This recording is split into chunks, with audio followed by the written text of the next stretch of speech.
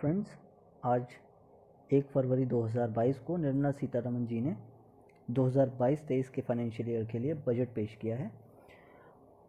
और बजट हर एग्ज़ाम्स में काफ़ी इम्पोर्टेंस रखता है और इससे क्वेश्चन ज़रूर बनते हैं। तो इस प्रेजेंटेशन में मैंने डिटेल में बजट के सारे इम्पोर्टेंट फीचर्स को रखा हुआ है और इसमें दो ख़ास बातें ये हैं कि कुछ जो इम्पोर्टेंट चीज़ें हैं उन सबको मैंने रेड हाईलाइट कर रखा है, अंडरलाइन कर रखा है, और साथ के साथ आपको कहीं कहीं फिगर भी मैंने सारे दे रखे हैं जितने भी पीआईबी में अवेलेबल थे। बेसिकली ये फिगर्स जो लिखा हुआ है उन्हीं की समरी हैं और इससे आपका रिवीजन दो बार हो जाएगा। तो बिना देरी किए शुरू करते हैं। सबसे पहला कि बजट का एक्चुअल साइज़ क्या है। तो इस बार का बजट का साइज़ 39,44,909 लाख करोड़ है। इसको शॉर्ट में 39.45 लाख करोड़ याद रख सकते हैं। उसके बाद रेवेन्यू रिसिट और कैपिटल रिसिट ये लिखी हुई है, इसे आप देख सकते हैं। बजट के अकॉर्डिंग जो इकोनॉमिक ग्रोथ प्रोजेक्ट की गई है करंट ईयर के लिए वो है 9.2%। ये 9.2% हाईएस्ट है जितनी भी लार्ज इकॉनमीज़ हैं। India's economic growth in the current year is estimated to be 9.2%, which is highest among all the large economies. Budget में इस्तेमाल होने वाले कुछ टर्म्स हैं जिनकी डेफिनेशंस है। ये डेफिनेशंस भी कभी कभी डायरेक्टली पूछ ली जाती है, इसलिए इन्हें यहाँ मेंशन कर दिया गया है। Fiscal deficit. Fiscal deficit is the difference between the revenue receipt plus non debt capital receipts NDCR and the total expenditure. Fiscal deficit is reflective of total borrowing requirements of the government. तो fiscal deficit basically government को जितनी भी borrowing की requirement होती है उसको represent करता है। कई बार ये क्वेश्चन पूछा जा चुका है, कई बार इसकी फिस्कल डेफिसिट की डायरेक्ट डेफिनेशन पूछ ली जाती है और कई बार इसके इनडायरेक्ट इम्प्लीकेशन क्या होता है जो कि यहाँ लिखा हुआ है। दूसरा, revenue deficit. Revenue deficit refers to excess of revenue expenditure over revenue receipts. Effective revenue deficit is the difference between revenue deficit and the grant for creating capital assets. Basically क्या होता है कि इफेक्टिव रेवेन्यू डेफिसिट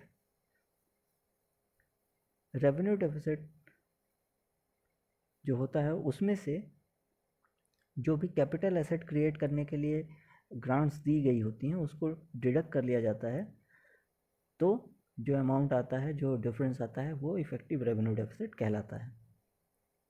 और last important term है primary deficit. Primary deficit is measured as fiscal deficit less interest payments. Actually ये government of India की जो current liabilities होती है वो दिखाता है। जो प्रीवियस भारत सरकार की जो भी प्रीवियस लाइबिलिटीज़ होती हैं जिनकी मेच्योरिटी इस साल हो रही होती है उनको नहीं दिखाता है ये।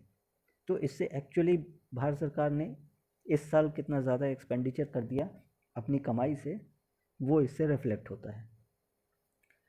ये इंपॉर्टेंट फिगर्स हैं fiscal deficit, revenue deficit, primary deficit के, जो कि एग्ज़ाम में अक्सर पूछे जाते हैं, इन्हें ध्यान से देखना है। एक्चुअल एस्टिमेट 9.2 रहा है, रिवाइज्ड एस्टिमेट में 6.9% और बजट एस्टिमेट जो कि नेक्स्ट ईयर के लिए है वो 6.4%। इसी तरह revenue deficit actual estimate 7.3%, revised estimate 4.7%, budget estimate 3.8%। Primary deficit 5.8%, revenue estimate revised estimate में 3.3% और बजट एस्टिमेट में 2.8%। ये बेसिकली जितनी परसेंटेजेस हैं ये जीडीपी के परसेंटेज होते हैं, as a percentage of GDP. अब इस फिगर से समझ लेते हैं कि इनके मतलब क्या हैं। बेसिकली बजट जब पेश हो रहा है तो बजट आज 1 फरवरी को पेश किया जा रहा है, 1 फरवरी को पेश किया जा रहा है। और ये जो 1 फरवरी है ये जो फाइनेंशियल ईयर है वो 2021 और 22 इसमें आती है। यानी आज जब बजट पेश हो रहा है तो अभी लास्ट ईयर का फाइनेंशियल ईयर कंप्लीट नहीं हुआ है, जो कि 31 मार्च को कंप्लीट होगा। तो जब बजट पेश किया जाता है तो बजट में 3 बातें इंपॉर्टेंट होती हैं, 3 पीरियड की बातें की जा रही होती हैं। एक जो नेक्स्ट ईयर है यानी 2022 से स्टार्ट होकर 23 पे जाके ख़त्म होगा 31 मार्च को। दूसरा जो करंट ईयर चल रहा है, करंट ईयर कौन सा चल रहा है, 2021 और 22 का, जो कि 31 मार्च को ख़त्म होगा। और एक जो 2020 और 2021 में मार्च में ये फाइनेंशियल ईयर ख़त्म हो चुका। तो ये जो 3 ईयर्स हैं इनके बारे में बजट में बात की जा रही होती है। तो 2020-21 के हमें एक्चुअल एस्टिमेट्स पता होते हैं कि एक्चुअल बजट जो एक्चुअल खर्च हुआ है, एक्चुअल रेवेन्यू आया है वो कितना था। जो करंट ईयर होता है, करंट ईयर में 2 चीज़ें सामने निकल के आती हैं, एक बजट एस्टिमेट, एक revised estimate. Budget estimate basically क्या होता है कि लास्ट ईयर जब निर्मला सीतारमण जी ने बजट पेश किया था तो कुछ एस्टिमेट लगाए थे उस बजट में कि हमें इतने पैसे मिलेंगे और इतने खर्च होंगे, और उसके हिसाब से अलग अलग डेफिसिट्स आते हैं। लेकिन जब फाइनेंशियल कंप्लीट होता है, धीरे धीरे एक्सपेंडिचर जब होता है तो कभी कभी रेवेन्यू शॉर्टफॉल होता है, किसी वजह से हो सकता है, कोविड की वजह से या इस तरह की कोई और नेचुरल या मैन मेड रीजंस हो सकते हैं। इसी तरह एक्सपेंडिचर में कभी कभी किसी प्रोजेक्ट के लिए ज़्यादा खर्च करना पड़ जाता है या कभी कभी किसी प्रोजेक्ट के लिए कम खर्च में ही काम चल जाता है। तो इस तरह की वजहों से जो एक्चुअल बजट एस्टिमेट किया गया होता है 1 साल पहले, वो 1 साल बाद आते आते तक जब नेक्स्ट बजट पेश किया जा रहा होता है अगले साल का, तब तक आते आते उस बजट में कई सारी परिवर्तन आ जाते हैं। इन्हीं परिवर्तनों को इनकॉर्पोरेट करते हुए एक रिवाइज्ड एस्टिमेट जारी किया जाता है, जो कि उसी साल यानी 2021-22 के लिए, जिस साल के लिए बजट एस्टिमेट पेश किया गया था लास्ट ईयर, उसी साल के लिए प्रेजेंट किया जाता है। तो करंट ईयर के 2 पार्ट्स होंगे, एक जो लास्ट ईयर हमने बजट एस्टिमेट में पेश किया था और दूसरा जो रिवाइज्ड एस्टिमेट है, जो अब चूँकि 1 मंथ ही केवल रह गया है तो अब हमें एक फेयर आइडिया है कि अब तक हमारा कितना रेवेन्यू हुआ है और कितना खर्च हुआ है।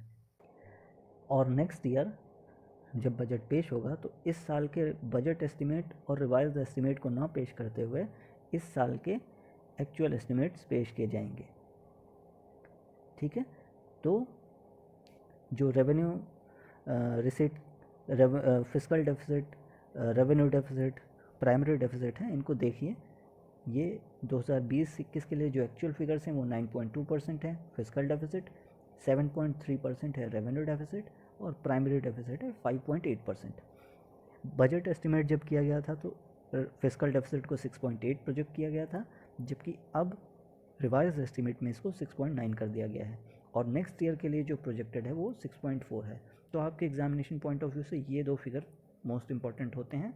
ये नेक्स्ट ईयर का होता है यानी 2022-23 का, और ये 2021-22 का। इसी तरह जो रेवेन्यू डेफिसिट है वो 4.7% रहा और नेक्स्ट ईयर इसके 3.8 प्रोजेक्ट किया गया है। प्राइमरी डेफिसिट 3.3% और 2.6%। अब देखते हैं अगला इम्पोर्टेंट कि जो गवर्नमेंट ऑफ इंडिया है उसके जो रेवेन्यू हैं वो कहाँ कहाँ से आते हैं। अक्सर आपको एग्जामिनेशन में ये काफ़ी इम्पोर्टेंट होता है, ये दोनों, कि पैसे कहाँ से आते हैं और कहाँ को जाते हैं। इसको आपको अरेंज करने के लिए दिया जाता है, तो इसको बहुत ही ध्यान से देखना है। बोरोइंग्स एंड अदर लाइबिलिटीज़ 35 पैसा, यानी 1 रुपये अगर भारत सरकार का रेवेन्यू आ रहा है तो उसमें से 35 पैसे भारत सरकार बोरोइंग एंड अदर लाइबिलिटी से प्राप्त कर रही है। सेकंड नंबर पे आता है जीएसटी, जहाँ से 16 पैसे मिलते हैं।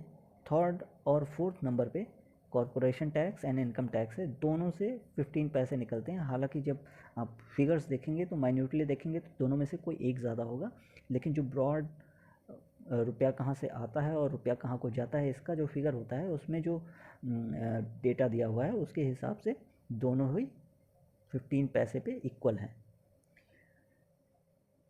उसके बाद आता है यूनियन एक्साइज ड्यूटी, जहाँ से 7 पैसे मिलते हैं, नॉन टैक्स रेवेन्यू जहाँ से 5 पैसे मिलते हैं। तो इनका अरेंजमेंट ध्यान रखना है। सबसे ज़्यादा आता है जीएसटी से, ये मोस्ट इम्पॉर्टेंट है। कभी कभी आपसे डायरेक्टली ये पूछा जा सकता है कि सबसे ज़्यादा पैसा कहाँ से आता है, तो जीएसटी। उसके बाद रुपया कहाँ खर्च होता है भारत सरकार का, तो सबसे ज़्यादा अगर पैसे लिए गए हैं तो सबसे ज़्यादा पैसे पेमेंट भी इंटरेस्ट पेमेंट के रूप में करने होते हैं, तो फर्स्ट नंबर पे ये है। ये बस याद करने का एक तरीका है, हर साल ये चेंज होता रहता है, ज़रूरी नहीं कि ये ऑर्डर सेम ही हो। सेकंड नंबर पे state share of taxes and duties, ये 17 पैसे। सेंट्रल सेक्टर स्कीम्स 15 पैसे। भारत सरकार अलग अलग स्कीम चलाती है। जो सेंट्रल सेक्टर स्कीम होती हैं इसमें 100% फंड भारत सरकार अपनी तरफ से दे रही होती है, तो इसके लिए भारत सरकार को 15 पैसे खर्च करने होते हैं 1 रुपये में। Finance commission and other borrowings 10 पैसे। उसके बाद नंबर आता है सेंट्रली स्पॉन्सर्ड स्कीम्स 9 पैसे। सेंट्रली स्पॉन्सर्ड स्कीम में भारत सरकार अपनी तरफ से कुछ पैसे देती है और स्टेट गवर्नमेंट को अपनी तरफ से पैसे लगाने होते हैं। फिर जैसा ऊपर हमने corporation tax and income tax में देखा था, वही सेम पोजीशन है सब्सिडी एंड डिफेंस में। डिफेंस में ज़्यादा खर्च होता है, सब्सिडी में उससे रिलेटिवली थोड़ा कम, लेकिन जो पाई चार्ट के रूप में जो दिया है उसमें 8 पैसे दोनों के लिए दिए हुए हैं, तो दोनों से 8-8 पैसे आते हैं। और पेंशन में 4 पैसे खर्च करने होते हैं, यहाँ 8 पैसे खर्च करने होते हैं। Revised fiscal deficit in the current year is estimated at 6.9% of GDP as against 6.8% projected in the budget estimates. The fiscal deficit in 2022-23 is estimated at 6.4% of GDP, which is consistent with the broad path of fiscal consolidation announced last year to represent a fiscal deficit level below 4.5% by 2025-26। तो last year जब fiscal deficit हमने breach किया था तो finance minister ने एक fiscal consolidation का एक पाथ एक सजेस्ट किया था कि हम कब तक इस फिस्कल डेफिसिट को वापस कंट्रोल में ले आ लेंगे, क्योंकि लास्ट ईयर हमारा फिस्कल डेफिसिट 9.2% चला गया था। तो 2025-26 तक हमने ये टारगेट किया था कि हम इस फिस्कल डेफिसिट को 4.5% पे ले आ देंगे। तो जो करंट फिस्कल डेफिसिट है यानी कि 6.8% जो रहा, जो प्रोजेक्ट किया गया था, जो एक्चुअल 6.9% था और जो नेक्स्ट ईयर के लिए 6.4% है, उसको 2025-26 तक 4.5% पे ले आ दिया जाएगा, ऐसा निर्मला सीतारमण जी ने कहा है। जो भी चीज़ें मैंने रेड से कर रखी हैं वो सारी आपके एग्जामिनेशन पॉइंट ऑफ व्यू से बहुत ही इंपॉर्टेंट है। जब भी आप रिवाइज कर रहे हों तो इन्हीं रेड पॉइंट्स को देखें और उसके बाद जो फिगर दिया हुआ है उसे एक बार देख लें, तो ये बजट आपका रिवीजन कंप्लीट हो जाएगा। तो अब भारत आज़ादी के अमृत काल में प्रवेश कर गया है, बजट में इसको खास ध्यान दिया गया है इस पर, तो ये आपके एग्जामिनेशन पॉइंट ऑफ व्यू से इम्पॉर्टेंट है। तो अमृतकाल बजट में बेसिकली भारत की आज़ादी के 75 साल से लेके भारत की आज़ादी के 100 वर्ष जब पूरे होंगे उसके बीच का जो पीरियड है, इस पीरियड को अमृतकाल बोला जा रहा है। 75 ईयर्स 2022 में कंप्लीट हो रहा है और 100 साल 2047 में कंप्लीट होगा। तो इस बीच का जो समय है इसे अमृतकाल कहा जा रहा है। तो आपसे एग्ज़ाम में ये क्वेश्चन पूछा जा सकता है, तो इसे ध्यान में रखना है। अगला इम्पॉर्टेंट PLI स्कीम जो है वो 14 सेक्टर्स के लिए है, इसमें बस यही इम्पॉर्टेंट बात है। Productivity linked incentive in 14 sectors with a potential to create 60 lakhs new jobs and an additional production of 30 lakh crore during next 5 years। इन्हीं चीज़ों को इस फिगर में, जैसा कि मैंने आपको बताया था कि इन फिगर में जो बातें ऊपर लिखी हैं या नीचे लिखी हैं उन्हीं बातों को फिगर के फॉर्म में PIB ने दिया हुआ है अलग अलग डायग्राम के माध्यम से। और इसको यहाँ रखने का पर्पस दो है, एक थोड़ा सा ये अट्रैक्टिव दिखता है और दूसरा आपको सेम चीज़ 2 बार पढ़ने से रिवाइज हो जाएगी और मैक्सिमम चीज़ें आपको यही वीडियो देखते देखते ही याद हो जाएंगी। यहाँ देख लीजिए क्या लिखा है, the productivity linked incentive in 14 sectors. अधिकतर जगह 13 मिलता है, इसलिए ये पॉइंट इंपॉर्टेंट है कि 14 सेक्टर है। For achieving the vision of आत्मनिर्भर Bharat has received excellent response with potential to create 60 lakh new jobs and an additional production of 30 lakh crore during next 5 years। तो कुछ अचीवमेंट्स बताते हुए निर्मला जी ने कहा कि the strategic transfer of ownership of Air India has been completed. Air India की strategic transfer complete हो चुका है। ये एक पब्लिक सेक्टर अंडरटेकिंग थी, इसको भारत सरकार काफ़ी टाइम से इसको बेचने की कोशिश कर रही थी, जो कि फाइनली इस फाइनेंशियल ईयर में कंप्लीट हो चुका है। The strategic partner for NINL Neelanchal Ispat Nigam Limited has been selected. The public issue of LIC is expected shortly and others too are in the process for 2022-23।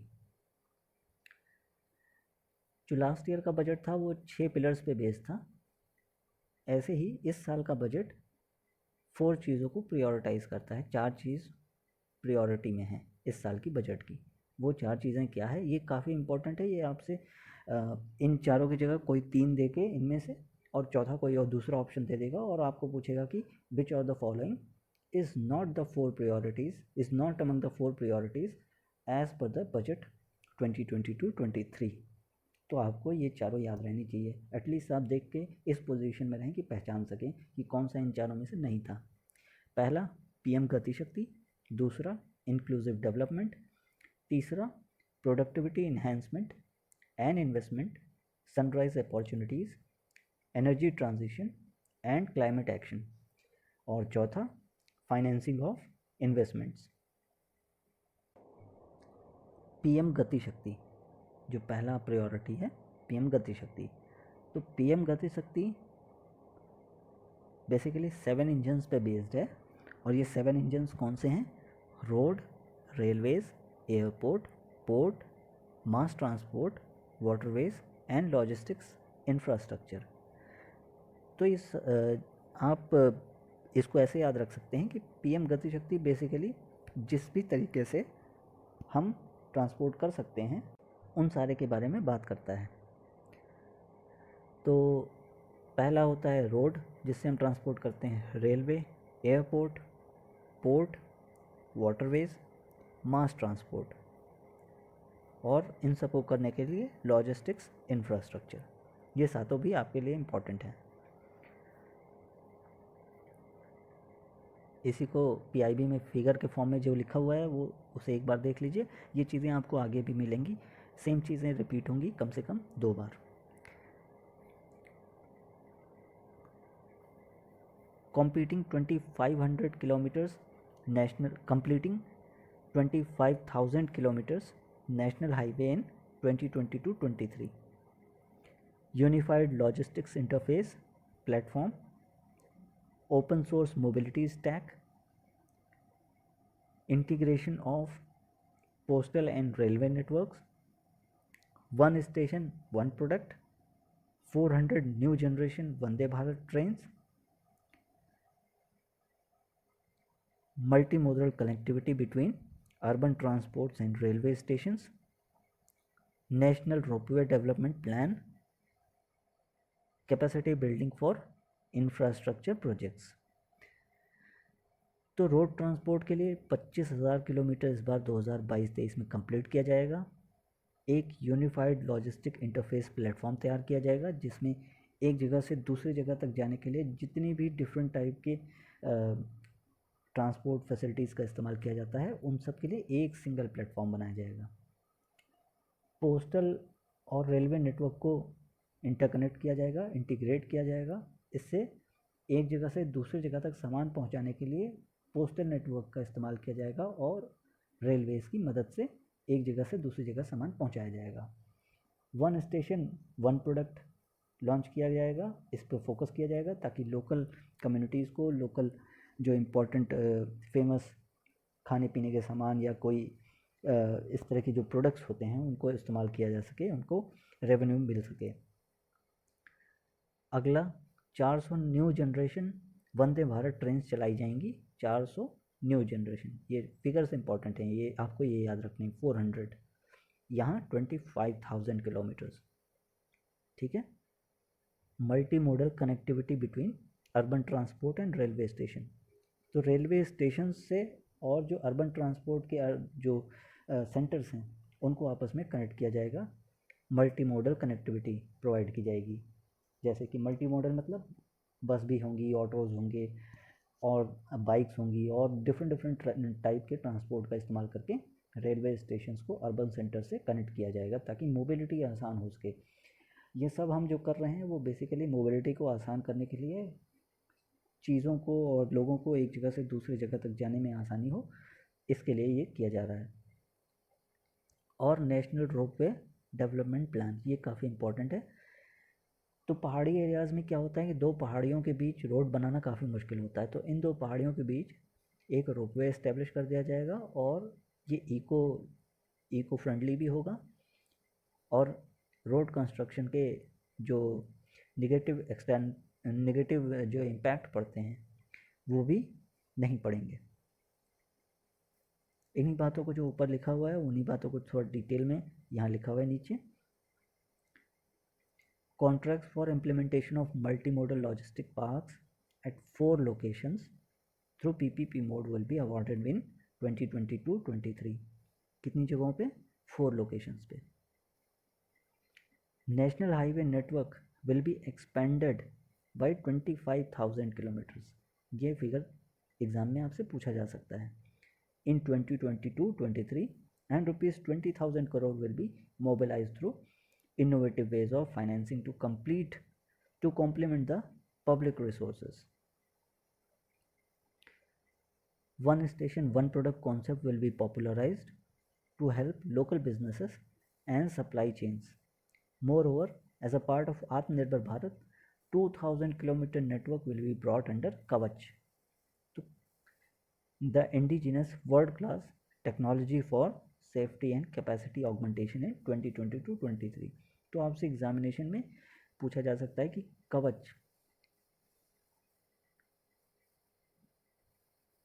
कवच क्या है, तो आप 4 ऑप्शन दे देंगे, उनमें से एक ऑप्शन ये होगा कि इंडिजिनस वर्ल्ड क्लास टेक्नोलॉजी है for safety and capacity augmentation, और ये रेलवेज में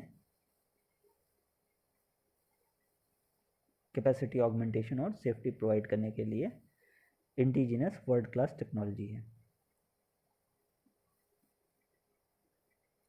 अगला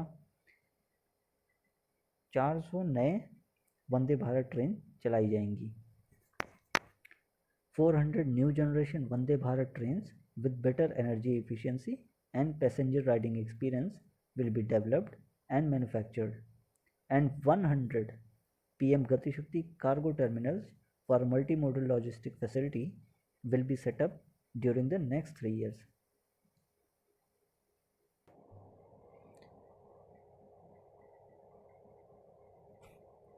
तो 100 PM गति शक्ति कार्गो टर्मिनल भी बनाए जाएंगे, 400 नई वंदे भारत ट्रेन चलाई जाएंगी और 100 नए PM गति शक्ति कार्गो टर्मिनल बनाए जाएंगे अगले 3 सालों में। उसके बाद केमिकल फ्री नेचुरल फार्मिंग को प्रमोट करने के लिए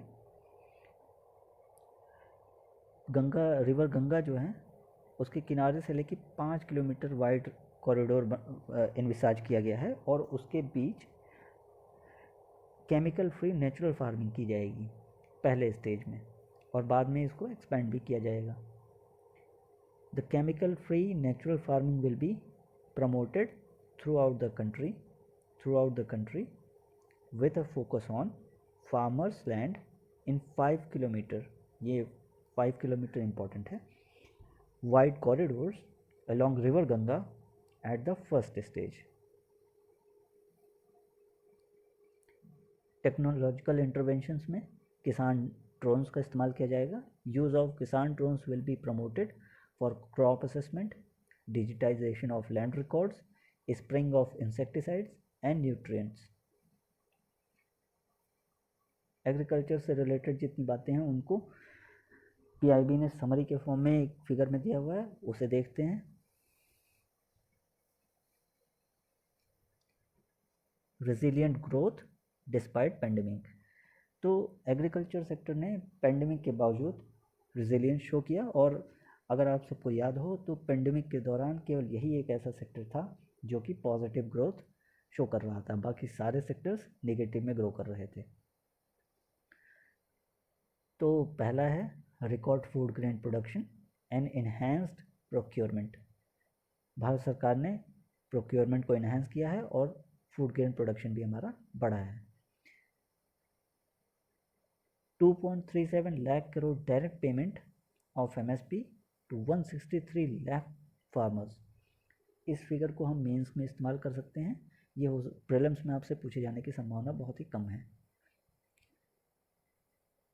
promoting chemical free natural farming, environmentally sustainable agriculture की जब बात करते हैं तो केमिकल फ्री नेचुरल फार्मिंग इसको प्रमोट किया जा रहा है।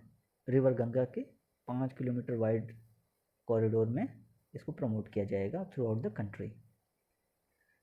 Promoting post harvest value addition, consumption and branding of millet products. जो मिलेट है 2023 को इंटरनेशनल ईयर ऑफ मिलेट्स घोषित किया गया है, तो उसको ध्यान में रखते हुए इसके प्रमोशन, इसकी ब्रांडिंग और इसके कंजम्पशन को बढ़ावा देने के लिए एक योजना शुरू की गई है। Delivery of digital and hi-tech services to farmers in PPP mode, use of Kisan drones to aid farmers, launching fund with blended capital to finance agricultural startups. River interlinking project काफ़ी समय से न्यूज़ में रह रहा है, तो केन बेतवा लिंक प्रोजेक्ट जो कि 9.1 लाख हेक्टेयर फार्म लैंड को बेनिफिट करने वाला है, उसको इस साल कंप्लीट कर लिया जाएगा। और इसके साथ ही 5 और रिवर इंटरलिंकिंग प्रोजेक्ट के लिए डिटेल्ड प्रोजेक्ट रिपोर्ट तैयार कर ली गई है। As 2023 has been announced as International Year of Millets, the government announced full support for post-harvest value addition, enhancing domestic consumption, and for branding millet products nationally and internationally. Implementation of Cane Betwa link project at an estimated cost of 44,605 crore will be taken up. Moreover, draft DPR detailed project reports of 5 river links, namely Damanganga Pinjal, Partapi Narmada, Godavari Krishna, Krishna Pennar, Pennar Kaveri have been finalized.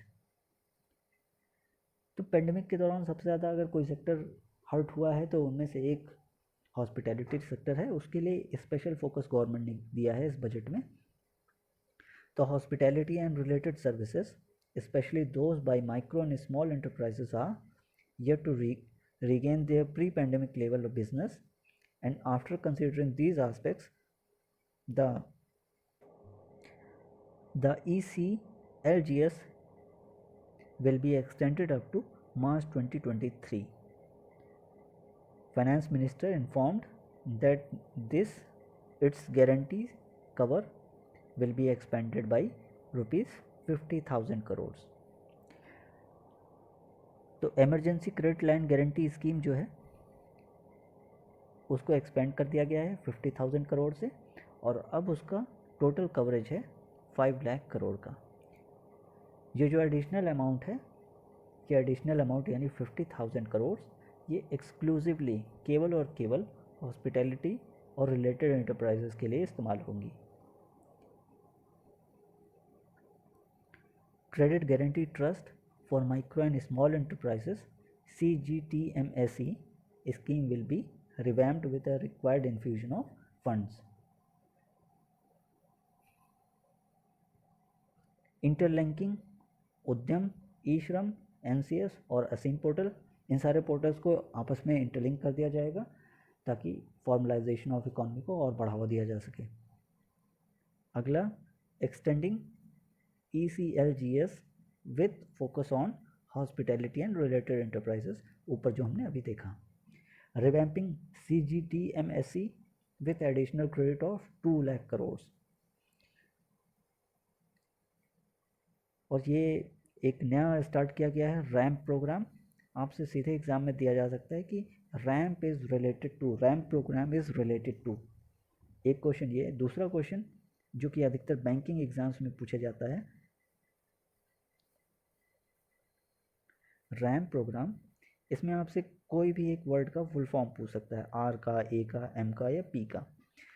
तो इसके full form को और ये किससे related है, ये दोनों आपको पता होना चाहिए। Rolling out of ramp programme, ramp में फुल फॉर्म देख लीजिए, raising and accelerating MSME performance with outlay of 6,000 crore over 5 years। तो रैम्प का फुल फॉर्म है raising and accelerating MSME performance with an outlay of 6,000 crore over 5 years। ठीक है।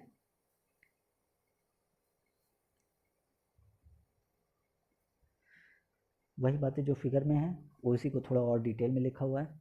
Raising and accelerating MSME performance, ramp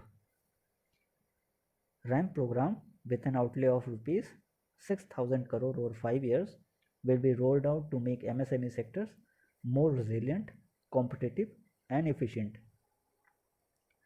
Udyam, eShram, NCS and ASEAN portals will be interlinked and their scope will be widened. Skill development and quality education के बारे में budget में जो बातें कही गई हैं उनको देखते हैं। Startups will be promoted to facilitate drone Shakti through varied applications and for drone as a service DRAS in select ITIs and in all states. The required courses for skilling will be started. In vocational courses, to promote crucial critical thinking skills, to give space for creativity,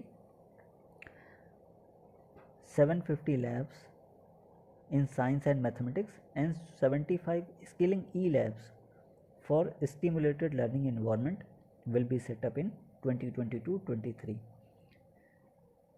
तो 750 digital labs तैयार की जाएंगी, virtual labs science और mathematics की field में, और 75 skilling ई lab तैयार की जाएगी जिससे कि स्टिमुलेटेड इन्वायरमेंट में बच्चों को स्किल किया जा सके, उनका स्किल एनहांसमेंट किया जा सके। और drone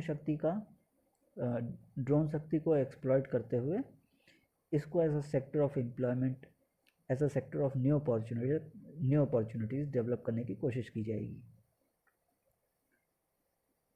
to impart supplementary teaching and to build a resilient mechanism for education delivery, the finance minister informed that one class one TV channel program of PM E-Vidya will be expanded from 12 to 200 TV channels, and this will enable all states to provide supplementary education in regional languages for class 1 to 12। तो pandemic के दौरान हमने देखा बहुत सारे बच्चों की पढ़ाई का नुकसान हुआ, और इसको ध्यान में रखते हुए निर्मला सीतारमन जी ने जो one class one TV channel programme था PM E-Vidya के अंतर्गत, उसको अब एक्सपेंड कर दिया है। उसको एक्सपेंड करने के लिए प्रपोज किया गया है, और ये एक्सपेंशन होगा। अभी तक जो 12 चैनल्स थे उनको कन्वर्ट कर दिया जाएगा 200 चैनल्स में। अब 200 नए चैनल्स चलेंगे। इनका फ़ायदा ये होगा कि स्टेट्स को अब रीजनल लैंग्वेजेस में क्लास 1 से 12 तक क्लासेस चलाने के लिए फ्लेक्सिबिलिटी मिल जाएगी। अगला, एक डिजिटल यूनिवर्सिटी भी क्रिएट की जाएगी। A digital university will be established to provide access to students across the country for world class quality universal education with personalised learning experience at their doorsteps. This will be made available in different Indian languages and ICT formats.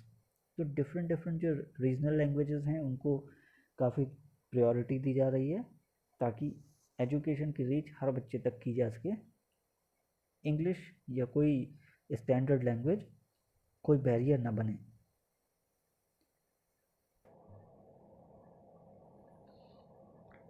इन्हीं बातों को PIB ने infographic के रूप में दिया हुआ है। Digital university with universal education, launching of DESH stack e portal, a digital ecosystem for skilling and livelihood. जैसे हमने ऊपर एक पोर्टल और देखा था, वैसे ही देश स्टैक ई पोर्टल दिया हुआ है यहाँ पे। इसमें फुल फॉर्म इसकी है digital ecosystem for skilling and livelihood. ऊपर हमने रैम पोर्टल देखा था, और ये दूसरा पोर्टल है देश पोर्टल। तो ये सारे पोर्टलों की फुल फॉर्म आपको पता होने चाहिए और किस सेक्टर से रिलेटेड है ये पता होना चाहिए। High quality e content through digital teachers, 1 class 1 TV channel programme expanded from 12 to 200 TV channels. जो 12 थे चैनल्स अब बढ़ के 200 हो जाएंगे। Startup to facilitate drone Shakti for drone as a service, Dras.